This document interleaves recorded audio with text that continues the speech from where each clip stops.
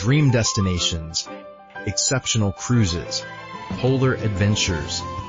Welcome to Beyond the Horizon, the podcast that takes you where the journey truly begins. A production of Area Voyages.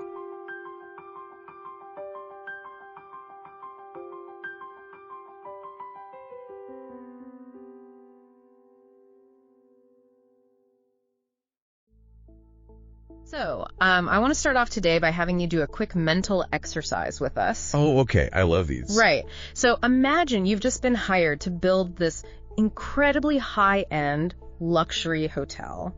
I mean, you want it to be totally top of the line. Like massive suites, breathtaking views, the whole works. Exactly. The absolute best. But there is a pretty major catch here. You are physically restricted to a box, a very specific box. Your canvas is exactly 135 meters long, it's 11 meters wide, and it is strictly 4 decks high.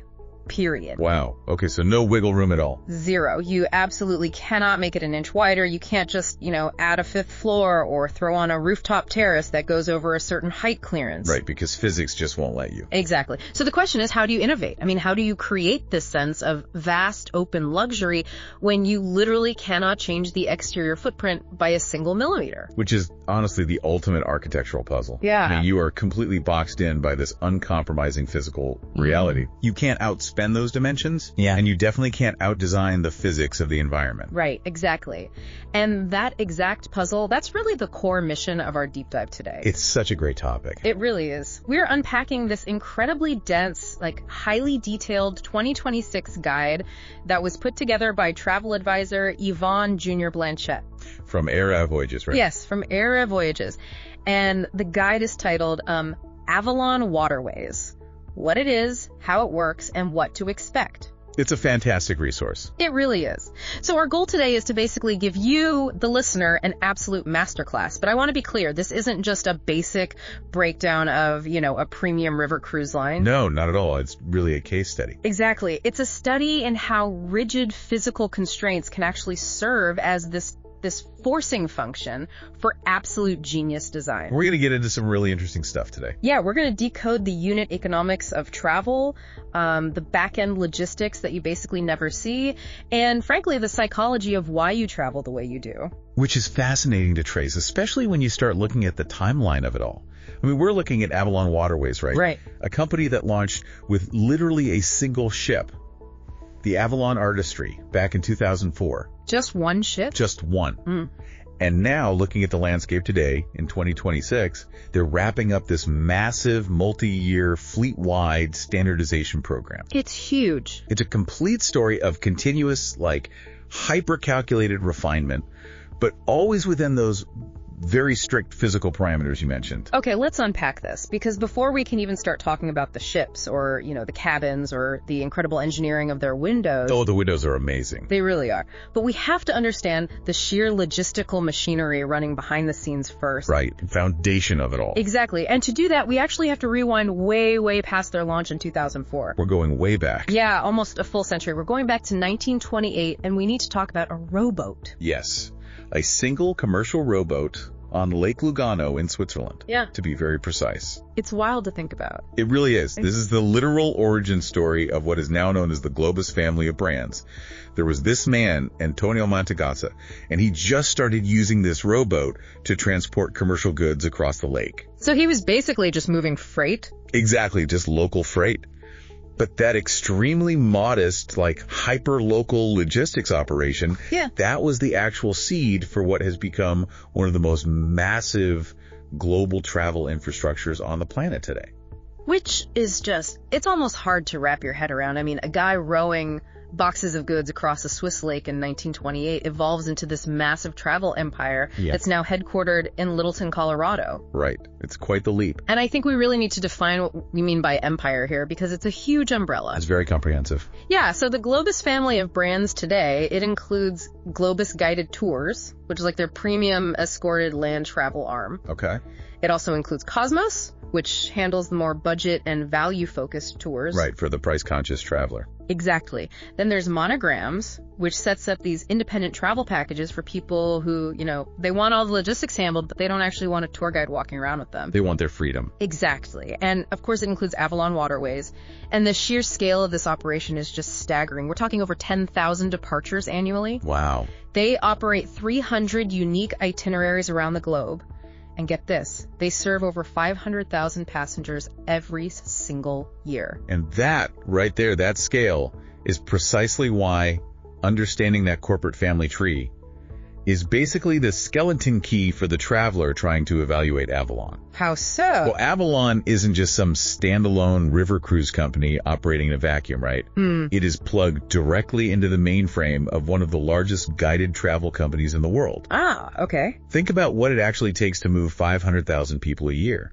They have nearly a century of pre-existing contracting relationships with local guides. They already know everybody. Exactly. They own massive operational infrastructure. They just have this deep logistical depth in almost every major European city. I look at it a lot like buying into a tech ecosystem, like Apple, for example. That's a great analogy. Right. Like, if you buy the iPhone, which in this case would be the Avalon River Cruise, it is designed to seamlessly talk to your Mac and your iPad. Which would be the pre- and post-cruise land tours. Exactly. You're completely integrated. But I actually have to stop and push back a little bit here. Okay, go for it. Because when you throw around numbers like 500,000 passengers and you talk about this massive corporate family, doesn't that raise an immediate red flag for a certain type of traveler? You mean regarding the intimacy of the trip? Yeah, exactly. Does being part of this giant multi-brand corporate machine kind of dilute that boutique, intimate feel that people specifically want when they book a small ship river cruise? I mean, it's a totally valid concern on the surface. But if we connect this to the bigger picture, and you look at the mechanics of how it actually operates, it actually enhances that boutique experience rather than diluting it. Really? How does a giant corporation make it feel more boutique? It comes down to what I'd call logistical superpower, which is single booking compatibility. Single booking compatibility, okay. Yeah. Let's just trace a highly realistic scenario for a traveler, right? Yeah. Let's say you want to see Central Europe, but you want a good mix of experiences. Oh, okay. Sounds good. Because Avalon is part of Globus, you can book a fully escorted Globus land tour of Prague just to start your trip off. So you have a guide for that part. Exactly. You have a dedicated tour director, your hotels are fully vetted by Globus, your luggage is managed by Globus. Nice. Then, after that, you seamlessly transfer to your Avalon ship in Germany or Austria, and you sail down the Danube. Okay, and then what happens when the cruise is over? Well, when you finally disembark, you transition right into a monogram's independent stay in Budapest. So there, you have a local host to help out, but you're mostly exploring on your own. And from my perspective, as the traveler who is actually trying to organize all this stuff, that is all just one ecosystem. Exactly. Like, I'm not sitting there piecing together 4 different confirmation numbers from 4 totally different companies. Precisely. It is a single booking. I mean, the domestic flights or the train rides between those different segments, the tour director managing the land portions, the cruise director managing the river portion, it is all handled by one umbrella organization. That does sound a lot less stressful. It is. If a train is delayed, the system knows, because the system owns all the moving parts. Right. So for a first-time European traveler, or, maybe a multi-generational family where the grandparents want their hands held on a guided tour, but the younger generation wants the independence of a monogram stay. They can basically have both. Exactly. That seamlessness is just incredibly valuable. There's no clunky handoff to some third-party contractor where your luggage can magically get lost in translation. So the massive scale of the parent company doesn't actually ruin the boutique feel while you're physically on the ship. Not at all. It just completely removes all the friction from everything surrounding the ship. You get the small ship feel, but you have the safety net of a massive corporation. That's the perfect way to put it. And the guide actually points out that this corporate backing is also exactly what funds their international footprint. Oh, definitely. Right. Like, they operate chartered vessels in the Galapagos, the Amazon, the Ganges in India, the Yangtze in China. Which are not easy places to operate. Not at all. Those are incredibly difficult, operationally complex regions to run a luxury ship in. Yeah. And they can only really do that because they are connected to Globus ground operations that already exist in those specific regions. Exactly. They just leverage the parent company's global supply chain. They extend the Avalon brand far beyond European waterways, and they don't have to build the infrastructure from scratch in South America or Asia. Which is brilliant. But let's bring it back to Europe for a minute, because the core of their fleet is really there.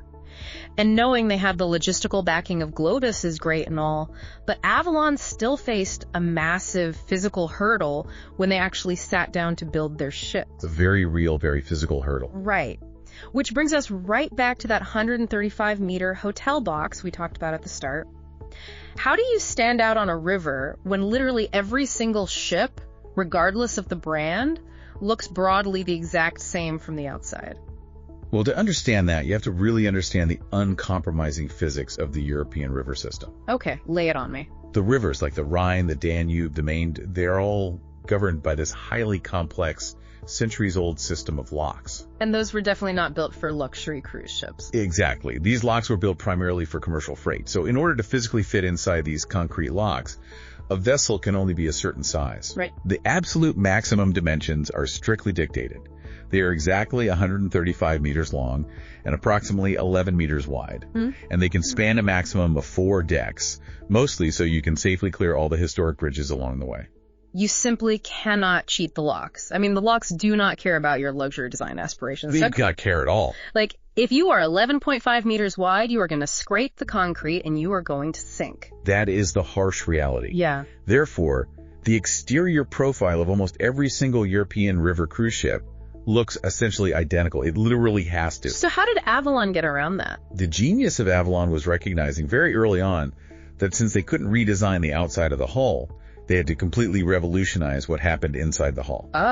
If the exterior is fixed, the interior must become the variable. That makes total sense. And that interior revolution, it officially happened in May 2011, right? Yes, the launch of the Avalon Panorama. Right. And it was so groundbreaking at the time that they actually trademarked the term suite ship. They did. Because they designed this vessel from the ground up to feature 2 full decks consisting entirely of what they called panorama suites.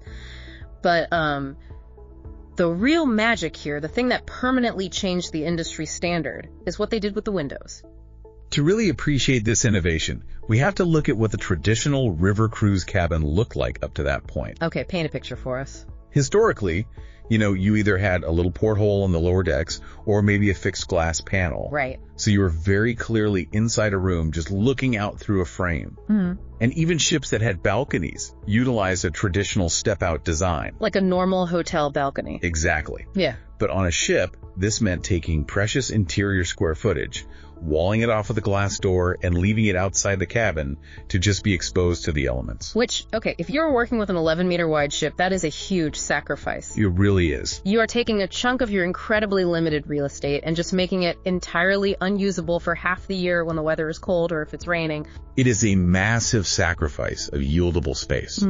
So what Avalon did is they introduced the open-air balcony. Okay. Instead of a fixed window or a tiny walled-off step-out balcony, they just made the entire cabin wall facing the river out of glass, floor to ceiling, wall to wall. Wow. Yeah, there is no exterior wall in the traditional sense. And then they engineered it so that this massive panoramic glass panel literally slides open. That's incredible. In Europe, it opens up to a full 7 feet wide. And on their Mekong fleet, in Southeast Asia, it opens to an astonishing 11 feet wide. Okay, hold on, wait, because that statistic is just mind-blowing when you put it in context. It's massive. An 11-foot opening on a river cruise ship. Here's where it gets really interesting. That is wider than almost any step-out balcony on any massive 5,000-passenger ocean cruise ship, at literally any price point. Oh, without a doubt. You are talking about removing an entire wall and replacing it with a massive influx of fresh air. And it completely changes the physical relationship between the passenger and the environment. But this architectural choice requires a fundamental psychological shift in how you design the rest of the room. Right, because you have this giant opening now. Exactly. Think about a conventional cruise cabin. The bed is usually positioned against one of the side walls. Yeah. This means when you are lying in bed, you are facing the opposite interior wall, or perhaps a closet or a television. Right, you're looking into the room. If you want to look out the window, you have to physically turn your head or get out of bed. Avalon took their hotel quality comfort collection beds and physically rotated them to face the window directly. It sounds like such a simple change, right? Like just turning a bed 90 degrees, but the effect is profound. It changes everything. It's basically like the difference between watching a movie from the back row of a crowded theater where you see the exit signs in the backs of people's heads in front of you, right, versus sitting in a private, immersive theater box where the screen just totally surrounds your entire field of vision. That's exactly what it feels like. When the glass is open, the cabin doesn't have a balcony. The cabin basically becomes the balcony. And the architectural economics of this are just brilliant. By eliminating the physical exterior step-out balcony, they reclaimed all that square footage for the interior of the suite, making the room bigger. Yes. The entry-level panorama suite is 200 square feet. Now, in the context of an 11-meter wide ship, that is a substantial footprint. It really is. By making the entire room usable, climate-controlled space that can instantly transform into an open-air environment with a slide of a door, that 200 square feet feels remarkably expansive. Right, because you aren't walled off. Exactly. You get the unobstructed outdoor experience without sacrificing your interior footprint. You don't have to choose between a large room and a balcony. You essentially have both simultaneously. It really is the perfect solution to that lock constraint we talked about. Since you can't push the hull out, you just pull the outside in. Exactly. But once you perfect that single room design, the next monumental challenge is scale, isn't it? Oh, scaling is always the hardest part. How do you take that perfect room and apply it across an entire fleet, especially when ships age at vastly different rates? Because I feel like the worst case scenario for a brand is a guest stepping onto a ship built in, say, 2012, looking at photos of a ship built in 2024, and feeling like they got the short end of the stick while paying the exact same fare. Yeah, that's a huge issue in the industry. And that brings us to the economics of space and their current fleet strategy. Okay, let's get into it. Let's first establish the room hierarchy across these ships so you, the listener, understand what you're actually booking. Good idea. As we mentioned, the panorama suites are 200 square feet, and they make up the vast bulk of the accommodations, usually about 80% of the rooms on decks 2 and 3. Okay. Then, if you want more space, you step up to the Avalon suites, which give you 258 square feet, typically located on the upper deck. Got it. Above that are the Royal Suites at 300 square feet, which offer an additional living area but maintain that exact same open-air balcony design philosophy. Right. And I feel like we should mention, just to be thorough, there is an entry-level price point for those who maybe prioritize budget over the sliding glass, right? Yes, absolutely. About 20% of the rooms are standard staterooms or riverview cabins, and those are on the lower deck. Because they are closer to the waterline, they physically cannot have sliding doors, so they just have large fixed panoramic windows. Right, for safety reasons. So there is a very clear, understandable hierarchy there. But there is one fascinating outlier in their fleet design that Yvonne's guide points out, and it's driven by a completely different set of physical constraints. Yes, you're talking about the Avalon Alegria. Right. Which just launched in 2024. She was purpose-built specifically for the Douro River in Portugal. And the Douro is different from the other rivers. Very different. The Douro has a completely different set of geographical constraints than, say, the Rhine or the Danube. It features much narrower river conditions, tighter turns, and crucially, it requires a significantly shallower draft. Meaning the bottom of the ship can't go as deep into the water. Exactly. So the Alegria is a very unique vessel. Yeah. Because she is smaller, she only carries 102 guests. That is small. But because of the different structural dimensions required for that specific river, her suites are actually 30% larger than the industry standard. Wow. And notably, she holds a gold award from the Green Award Foundation, which is the absolute highest environmental certification available in the entire river cruise industry. That's incredible. So the Alegria is a beautiful exception to the rule, but she actually brings us to this massive 3-year fleet refresh that Avalon is wrapping up right now in 2026. Yes, a very ambitious project. This is the most comprehensive renovation in their history, systematically phased across all their older suite ships. Like in 2024, Phase 1 completely updated 5 ships. Right. Phase 2 in 2025 hit another 5. And Phase 3, finishing up in 2026, completes the program with the Avalon Expression and the Avalon Visionary. And I think we really need to detail what these upgrades actually entail. Oh, for sure. Because they are not just cosmetic touch-ups. They are significant operational overhauls. Yes, they've updated all the public space decor, the flooring, the furniture to look modern and cohesive. But they also installed dual Starlink internet antennas on every single ship for faster connectivity. Okay, wait, let's pause on the dual Starlink for a second, because that's a really interesting technical detail to me. That's very smart. Why dual antennas? I mean, why not just one like you'd have on the roof of a house? Well, think about the physical environment of a river valley. You are actively navigating through gorges. You have sheer cliffs on one side, a medieval stone castle blocking the sky on the other side, and the ship is constantly turning and navigating through concrete locks. Oh, right. A single directional satellite antenna will constantly lose line of sight with the satellites in low Earth orbit. That makes sense. So by installing dual antennas, the system ensures there was almost always a backup line of sight. When the port antenna is temporarily blocked by a cliff, the starboard antenna maintains the connection. So your Zoom call doesn't drop? Exactly. It's a critical redundancy for modern travelers who just expect to stream or work remotely without interruption. That makes perfect sense. Okay, what else did they upgrade during this massive refresh? They redesigned the sky decks to maximize usability. They significantly expanded the observation lounge seating at the very front of the ship, and they completely upgraded the fitness facilities. Which was probably needed. Oh, definitely. Most notably, they installed Kinesis 1 machines alongside extra free weights. And again, the Kinesis 1 machine is another solution to a space constraint, right? Like you obviously can't put a full Gold's Gym on an 11-meter wide ship. Precisely. A standard commercial weight rack or a whole suite of individual machines for chest, back, and legs, that takes up a massive amount of square footage. Too much space. Exactly. Yeah. But the Kinesis 1 is this sophisticated cable-based system. It uses hidden weight stacks and a 3D pulley system that basically allows for an infinite variety of functional movements, all within a highly condensed footprint. That's super efficient. It really is. It provides a full-body, high-end workout without requiring a massive gym space. Furthermore, as part of the refresh, they also added 15 new conventional bicycles and 4 new e-bikes to every single ship. Just to support their active excursion program. Exactly. Okay, I see the value in all of this, Yeah. but I'm putting myself in the shoes of the consumer here, and I want to ask kind of a tough question. Go for it. The guide clearly notes that the Avalon Alegria, the Avalon View, and the Avalon Envision were specifically excluded from this massive multi-year overhaul. Right. So if I'm spending thousands of dollars on a luxury vacation and I accidentally book the Envision, aren't I getting an outdated product? As a consumer, I would be pretty frustrated if I paid full price for a ship that was literally left out of the upgrade program. I totally understand that instinct, Yeah. but you are actually looking at the timeline backwards here. Oh, really? Yeah. The Envision and the View are not the outdated ships. They are the prototypes. Oh, I see. They were built in what Avalon calls their enhanced style.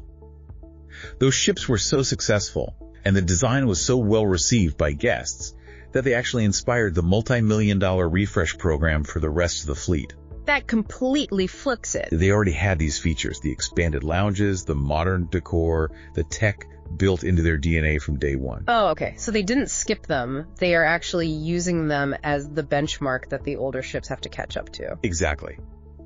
By bringing the rest of the older fleet up to the standard of the Envision and the View, Avalon has achieved something incredibly valuable for the consumer, which is absolute uniformity. So no more playing ship roulette. Exactly. No more ship roulette. The consumer benefit of a standardized fleet just cannot be overstated. Right. If you book an Avalon cruise for the 2026 season, it absolutely does not matter if your specific vessel was built in 2012 or 2024. You're getting the same experience. You are walking onto a ship that operates at a consistent, current standard of connectivity, fitness infrastructure, and interior design.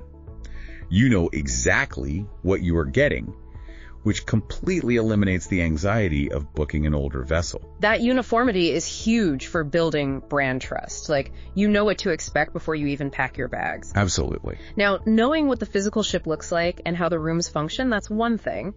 But what is it actually like to live on it day to day? The lifestyle on board. Right. Because the economics of a cruise ship aren't just about the square footage or the satellite dishes. They're deeply, inextricably tied to what happens at the cash register. Yes, the pricing model. We really need to look at their inclusion formula, like what is free, what is not, and the deep psychology behind why they set up their pricing model this way. The inclusion model is a critical differentiator in the premium river cruising space.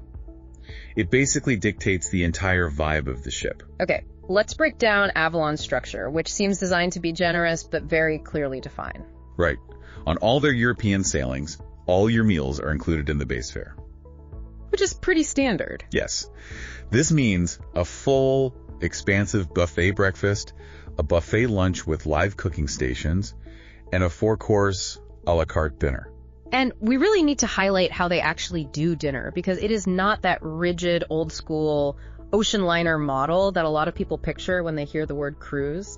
It's very modern. Yeah, they use a system called flex dining. It's basically an open seating model where dinner is served during a defined evening window, usually a couple of hours long. You do not have an assigned table with strangers. You do not have a strict 7:00 p.m. bell that you have to rush back from a port to answer. You're on your own schedule. You arrive at the dining room when you want, you sit with who you want, and you leave when you want within those hours. Which perfectly suits the modern traveler who, might have spent the entire day hiking and doesn't want to rush back just to put on a suit. Exactly. And alongside that flexibility, they have the Avalon Fresh program. Oh, tell me about that.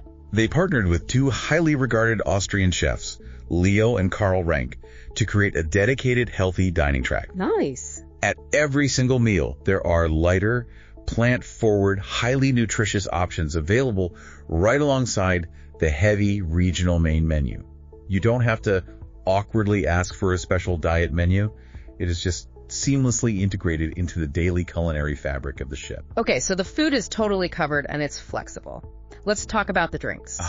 Yes, the drinks. Because that is always, without fail, the biggest point of confusion and contention for cruisers. What exactly am I paying for? It's the number one question. So on Avalon, wine, beer, and soft drinks are complimentary with lunch and dinner. They pour freely while you are actually eating. Right. You also get sparkling wine at breakfast if you want a mimosa. And then there is the happy hour. The happy hour is a really fascinating logistical and social component of their model. Every evening, with the exception of embarkation night, they host a complimentary happy hour in the main panorama lounge. And this isn't just cheap well drinks, right? It's not at all. This includes wine, beer, premium spirits, and signature cocktails. It also includes complex zero-proof mocktails crafted by a world-renowned mixologist named Martin Hudak. Oh, wow. And it's also worth noting you get specialty coffees, lattes, and teas 24 hours a day in the club lounge. Yep, hydration is key. They have nutrient-infused water stations. They filter water and replenish it daily in your room in reusable glass bottles. And they actually give you an eco-friendly water bottle when you board to take on excursions. They're very focused on reducing single-use plastics. Which is great. But from an economic standpoint, just as important as what is included is what is explicitly excluded. Yes, let's look at the exclusions. Gratuities are not included in the standard European fare. You pay those separately, either by prepaying them before you travel or having them charged to your account at the end of the voyage. Right.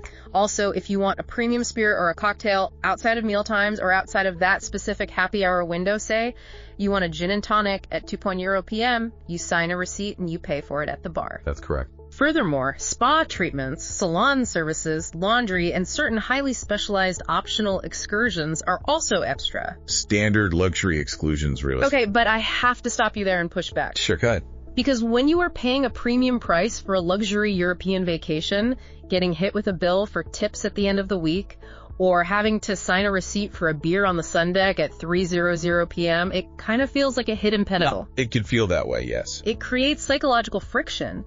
Why wouldn't a company like Avalon just look at the data, charge everyone, say, $500 more upfront on their ticket price, and make the entire experience completely 100% all-inclusive? Wouldn't that be easier for everyone? It seems like it would be easier, yes. Yeah.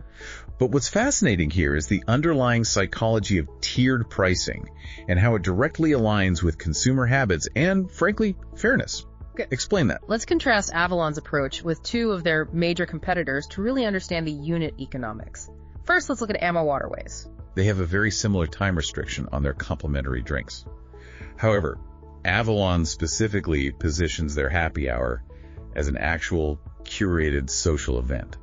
It's a premium mixology experience designed to draw the entire ship together into the lounge before dinner. Right. It has a purpose. It's an activity, like a destination on the daily schedule, not just a transaction at a bar. Precisely. It builds community. Now, contrast that with a cruise line like Scenic. Scenic is truly all-inclusive. They include everything. Scenic includes unlimited premium spirits all day long, a fully stocked mini bar in your room, and all your gratuities are fully baked into the price. Wow.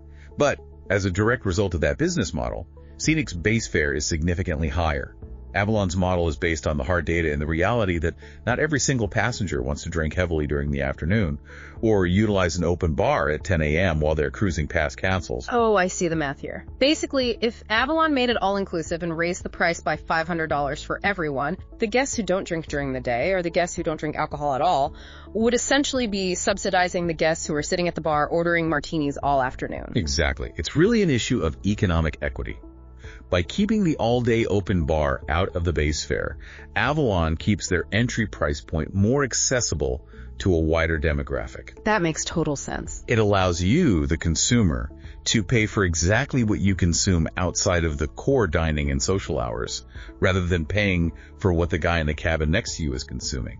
It's just a much more equitable economic model for a diverse passenger base. When you frame it around subsidization, it really clicks. And honestly, it leads us perfectly into the next major question. Which is? If you aren't sitting at the bar all afternoon drinking, what are you actively doing? Getting off the ship. Exactly. And this is where Avalon has completely re-engineered what it means to get off the ship. They have this comprehensive excursion system called Avalon Choice, and frankly, looking at the logistics of it, it feels like the definitive end of the passive tourist. Oh, absolutely. The excursion program is consistently cited in guest feedback and industry reviews as the single biggest differentiator for the Avalon brand. Really? The biggest differentiator? Yes. And to understand why it's so revolutionary, we have to look at the historical model. Okay. Historically, a river cruise port day consisted of one highly homogenized option. The ship docks, everyone gets off, you're handed a little headset, you join a local guide holding a lollipop sign, and you do a 2-hour walking tour of the town's historical landmarks. It's basically like being on a slow-moving bus tour where everyone is politely forced to stare at the exact same statue of a guy on a horse. Exact. You listen to the same dates being recited, and then maybe you have some free time to buy souvenirs. Yes, it's a very passive, purely observational experience. The Avalon Choice program completely dismantles that antiquated model. What do they do instead? Instead of offering one monolithic option, they offer multiple simultaneous excursion options at every single port. And they organize them into 3 very distinct, clearly labeled formats. Just to put the scale of this in perspective, they average 22 included excursions per itinerary across these formats. 22. The logistics of running 22 different excursions in a 1-week trip, making sure everyone gets on the right bus or has the right equipment, is staggering. It's a huge operational lift. It's like a choose-your-own-adventure novel for adults. Let's break down the 3 paths you can actually take. First, you have the classic format. Right, the traditional route. Yeah, this is your traditional guided tour. You have expert English-speaking local guides, audio devices so you can hear them in a crowd, and you visit the major cultural sites and historical highlights. Which some people love. Oh, for sure. Yeah. If you genuinely want the deep architectural history of a Gothic cathedral or the dates of a medieval battle, this is absolutely your path. But then you have the active format. And this represents a massive operational shift for the industry. How so?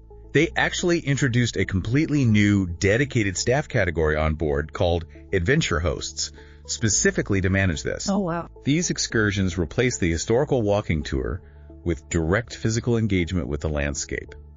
You might be cycling along flat canal towpaths in Holland, going on a guided, elevated hike in the surrounding hills of the Rhine Gorge, kayaking on a river, or even rail biking through a scenic valley. Which is exactly where those 15 regular bikes and 4 e-bikes we mentioned earlier come into play. They aren't just props, they're essential gear for the active track. Exactly. They are heavily utilized. And finally, you have the discovery format. This path is all about hands-on, tactile cultural immersion. You really go behind the scenes of the destination. It's very interactive. We're talking painting workshops where you learn traditional techniques, pottery classes, making authentic Delft tiles in the Netherlands, or even interactive cooking demonstrations with local chefs, or participating in a specialized tasting at a family-owned brewery or an ancient winery. If we step back and just connect this operational shift to the bigger picture of modern travel trends, this 3-tiered system perfectly captures the rapidly changing demographic of the river cruiser. Travelers today, highly likely including you listening to this deep dive right now, they crave more than just a dry historical lecture. They want to do things. Exactly. The massive investment in onboard adventure hosts and the logistical coordination of these discovery workshops, it just proves that there is a deep, unmet desire in the market for tangible skill acquisition and physical engagement.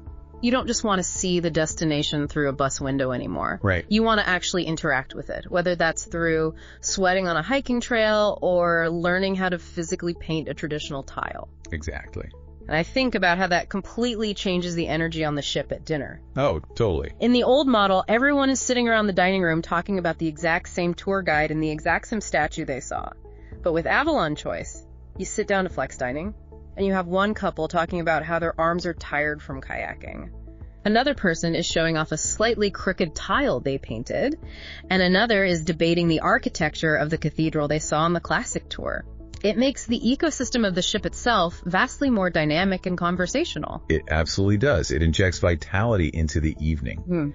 But it is important to note that this model also requires the traveler to make active choices. True. You can no longer just show up and expect to be passively led around. You have to consciously decide what kind of traveler you want to be on any given day. Which brings us to the ultimate million-dollar question of this entire deep dive. Okay, let's hear it.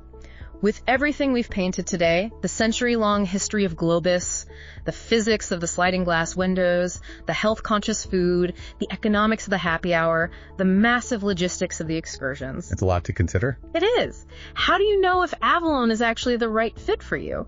Because the premium river cruise market is incredibly crowded and highly competitive. Yeah, very competitive. Fortunately, Yvonne Jr. Blanchette's guide provides a fantastic, clear-eyed competitor matrix, and we really need to synthesize this so you can make an informed decision. It is vital to compare these brands objectively because they all serve slightly different masters. Let's start with Avalon Waterways. Okay. They are a major, formidable competitor in the premium space with 31 ships globally, including operations in emerging markets like Colombia, Africa, and the Nile River. They are everywhere. But their defining characteristic, their true North Star, is culinary prestige. They hold membership in La Chaîne des Rôtisseurs. Okay, wait, I need to pause you. What exactly is La Chaîne des Rôtisseurs? It sounds incredibly fancy, but what does it mean for the person actually eating the food? It is an incredibly prestigious global gastronomy society. It actually traces its roots back to the year 1248 in France, originally as a royal guild of goose roasters. Wow, 1248? Yes. And today, it represents the absolute pinnacle of culinary standards. Having that membership and that plaque on a river ship is essentially the river cruising equivalent of boasting a Michelin star. Okay, so food is their whole thing. Yes. Furthermore, Avalon Waterways operates the Amma Magna, which is this revolutionary double-width ship on the Danube featuring 4 distinct restaurants. And architecturally, they utilize a twin balcony design, 1 French balcony, and 1 traditional step-out balcony, rather than Avalon's single, massive open-air balcony. Okay, so let's synthesize that.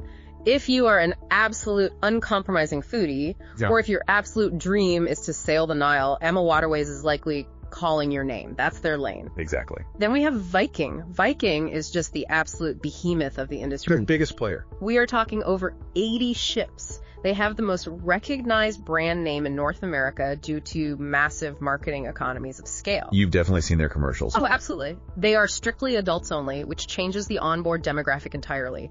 They lean slightly more formal in their aesthetic, offering a very clean Scandinavian design, and they feature their signature indoor-outdoor aquavit terrace at the bow of the ship. Next in the matrix is Scenic. We touched on their business model earlier, but it's really worth reiterating. Yeah. Scenic operates at the true, uncompromising, all-inclusive end of the premium market. If you book Scenic, you are paying roughly $500 to $1,000 more per person on your base fare than you would on Avalon. It's a big jump. It is. But for that significant premium, you receive unlimited premium spirits all day long, a daily restocked minibar in your suite, dedicated butler service in every single cabin category, and absolutely all gratuities are included in the upfront fare. So what does this all mean for your wallet and your peace of mind?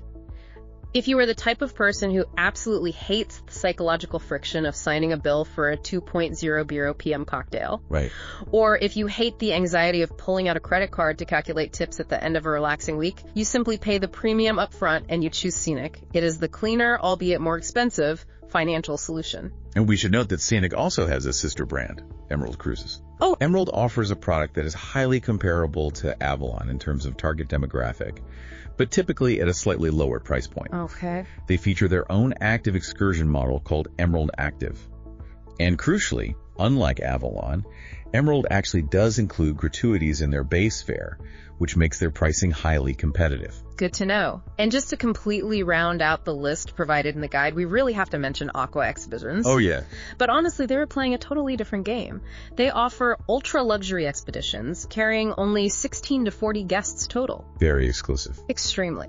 They operate with an incredible 1-to-1 crew-to-guest ratio, featuring menus designed by actual celebrity chefs, primarily operating on the Amazon and the Mekong. That is a completely different tax bracket, a completely different price point, and an entirely different style of expedition travel. This matrix really raises a deeply important question for you, the prospective traveler. To make the correct choice, you cannot just look at pretty pictures in a brochure. You have to be brutally analytically honest with yourself about what you truly value on a vacation. That's very true. Do you prioritize maximum global route options and historic culinary awards? Are you willing to pay a $1,000 premium up front just to ensure you never have to look at a bar tab or calculate a tip? Right. Or do you prioritize having the widest possible window in your room, the most active and varied excursion choices in port, and a price point that sits perfectly rationally in the middle of the premium market? That right there is the ultimate synthesis of this entire deep dive. If we zoom all the way out and look at the entire picture, Avalon Waterways is essentially a masterclass in interior design overcoming exterior limitations. Indeed said. They are a modern fleet backed by a massive unseen logistical empire that literally started with a rowboat in 1928, giving you that totally seamless land and river combinability. They are custom tailored for the modern traveler who wants to look at the river from the comfort of their pillow, and who wants to actively engage with the ports through a kayak paddle or a cooking class, rather than just walking quietly behind a tour guide holding a sign. It is a highly specific, highly refined product. They know exactly who their target customer is, and perhaps more importantly for their business model, they know exactly who their customer is not. And that leads me to a final thought I want to leave you with as we wrap up today. Okay. Think all the way back to that 135-meter hotel box we started with at the top of the show. The big constraint. Right. The entire identity of Avalon Waterways, their trademarked suite ship, the brilliant engineering of the open-air balcony, the psychological shift of turning the bed to face the glass, none of that happened because they had unlimited space or an unlimited budget to build a wider ship. Right. It was forced upon them. It happened strictly because of the uncompromising constraints of the European river locks. They literally physically could not build the ship an inch wider. That constraint forced them to think differently about space. Wow. So I want to ask you, where else in your life or in your career or in your industry are you viewing a rigid physical or logistical constraint as a limitation when it might actually be the exact forcing function you need to invent your own open-air balcony? That is a profound way to look at limitations. The obstacle literally becomes the innovation. Thank you so much for joining us on this deep dive into the mechanics, the economics, and the design of Avalon Waterways. Keep exploring the world, keep questioning the constraints around you, and we will see you next time. You've been listening to Beyond the Horizon, the podcast by Area Voyages. The full article for this episode is available at www.areavoyages.com. Remember to like, share the podcast, and leave a review to help promote our work. Subscribe to the channel so you don't miss anything. Until next time, safe travels.